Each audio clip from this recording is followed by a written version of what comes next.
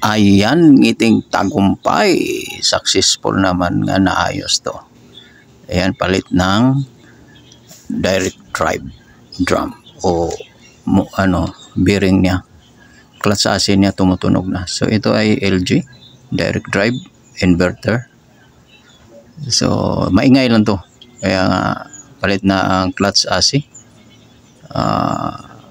Ang bearing ay wala na. Napudpud. Nawasak. So ito ang natin ngayon ang video for today. Paano pagpalit ng clutch AC ng inverter. So tanggalin mo natin 4 nga screw dyan dito sa harap o dito sa likod 2. Pero matanggal mo na yan. So ito ang sa ilalim.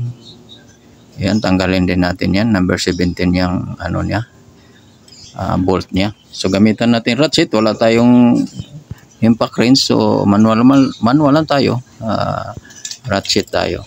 So yan, madali naman. Ang lang, pag umpisa lang ang medyo matigas.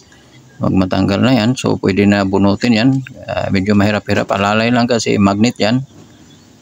May magnet yan siya. So yan, pagkatapos doon, sa taas na naman tayo sa may pulsator. Tanggal natin yung pulsator, tapos tanggalin itong lock natin sa clutch AC niya bago malaglag yan. So gamit natin number 38. Para manual din tayo, wala tayong impact wrench, so pukpok lang ng martilyo. Dandahan lang hanggang luluwag yan. Hindi naman yan kalawangin kasi pundido naman yan o stainless ang gamit niya. So yan, dali lang. So pagkatapos yan, balik tayo sa likod siya, nakita natin, tanggalin natin yung motor may, pero pakita ko na sa inyo ang shafting niya talagang wala na. May ply na, alog na kasi nga nawasak ang bearing. So yan, sumayad na kasi yung drive niya, yung rotator, yung magnet. Kaya nga maingay kasi hindi nang align, may ply na. So sa lakas ng revolution niya, talagang sasayad yun. So kailangan i-align mo, palitan ng bago kasi di naman mapalitan ng bearing mismo kasi nasa ilalim. So ganun lang natin. So kasi wala tayo kahit na Kaya nga ang dahilan din diyan bakit ng tubig sa taas. So ito ang mga bearing guys, nangalaglag na dahil wala na sa iyang casing niya sa bearing. So ang liliit. So ngayon tanggalin na natin ang ayan, tanggalin muna natin yung clutch niya. Yung clutch yan ang magpa sa spin. Pag sa drain motor yan, naglalak yan sila sa spin ng mga gamit. So ingat-ingat na kasi baka may mga laglag, mga spring niya kasi buo yan, mahirap na i-align mo na naman. So dapat ingatan din ang pagtanggal. So katapos yan, motor na, ialis natin, tanggalin natin yung mga niya, para sa ilalim kasi niyan ang clutch niya, ang AC niya, nasa bearing. So tanggalin lang yung mga bolt niya. So tinanggal ko yung 4, 2 na lang para madali, para ilaglag na natin yung clutch AC. Maganda pa yung niya, yung winding sa stator niya. Ito ay mahal din yan, o yan ang so mabuti na agapan kasi wala masusunog yan, so malaking problem, mas mahal ito ang bibilihin. So makita na natin ngayon, natanggal na ang stator niya. So ito ang niya, kabuuan ng clutch AC. Tanggalin yan, pwede palitan yan, assembly.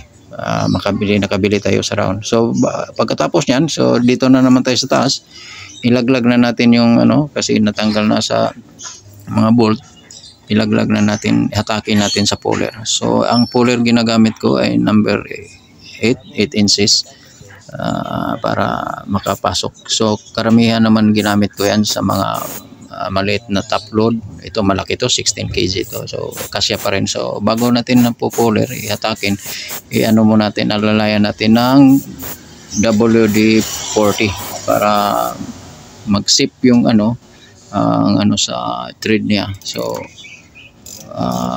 madali mo hahatakin sa taas, hindi na sa mga ano niya sa gilid niya, kasi parang kasing nut din yan eh, nakalock lang. So pag nahatak yan, sasabay lang yan siya, no? Ang dali lang, madali lang ano, hindi walang kahirap-hirap ano mo, i-ratchet mo. So ang iba mga impact madalian yan, ikutin lang yan, pero ano lang natin, manual lang tayo, yun ang ika-afford natin na ano. So in the future makabili tayo ng impact wrench, makapabilis ang trabaho at saka hindi pagod, wala kang exert na energy kasi motor yun. Ito ay kailangan mo talaga palakasan yan, kasi ano mo sa lakas mo, idaan mo sa lakas, paikot-ikot. So yan, natanggal na, nahatak na, nalaglag na yung ano. So pwede natin tanggalin ditong ano niya, basket. So tanggalin mo na yung mga screw, nakalawang na. So another pahirap. So natanggal, di ako napakita. So nilagay na rin natin ano, di ko na video kasi ano ang may-ari nakatingin. So yan, nilagay ko na yung balik, ang motor, pati yung ano, clutch sa AC. Salpak naman lang, plug and play naman. So ngayon na, so matistingan natin eh. So yun, di mo na marinig ang ingay, talaga smooth na siya. Para malaman natin, hintayin din natin ng spin, kasi yun ang pinaka mataas ang speed, ang RPM niya. Wala ba talagang ingay ng ano, successful ta sa ating ginagawa. So far wala naman, pero mahina na ng ikot-ikot. So yun, nag-request ako dito nga lagyan ng sabon para malinisan yung may mga dumi-dumi yung pag ano kanina paggawa. So at least ano, hindi naman niya pinaano, namahalan kasama ang deep clean, ang dumi ng basket niyan. So dito sa ilalim wala naman tagas na tubig, kasi yun ang cause nga kanina, natagasan yung shafting galing doon sa may pulsito. So yun, palagyan ko ng ano, sabon kahit konti para ma-wash lang. Sayang naman din yung spin niya o yung wash niya. So subukan natin ngayon. So hintayin lang natin para ma-spin natin, para ano na, ngiting tagumpay na. Ayun, na-spin na. So na-drain na, gumagana ang drain. So walang problema doon sa pag sinalpak natin sa drain motor niya, yung clutch nga tinanggal natin, yung gear niya. So ayos na kasi umikot.